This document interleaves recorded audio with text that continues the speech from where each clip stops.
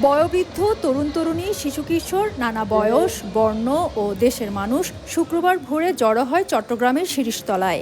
বিশ্ব পরিবেশ দিবস উপলক্ষে পরিবেশ সংরক্ষণ এবং সুস্থ জীবনধারার বার্তা ছড়িয়ে দিতে আয়োজিত এই ম্যারাথনে অংশ নেয় ১৪ দেশের ১১০০ প্রতিযোগী।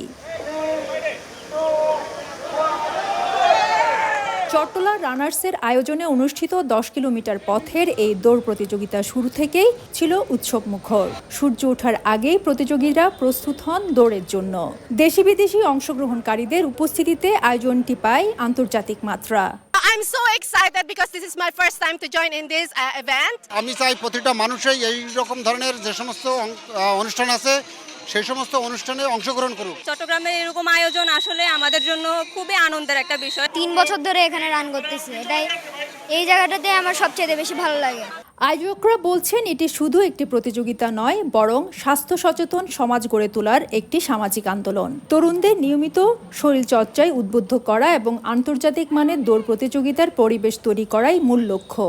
স্বাস্থ্য সচেতনতা বৃদ্ধি এবং মাদকের থেকে দূরে থাকা এবং মোবাইল থেকে দূরে থাকার জন্য আমরা এই চট্টগ্রাম আয়োজনটা করি শুধু স্বাস্থ্য সচেতনতা বৃদ্ধির জন্য।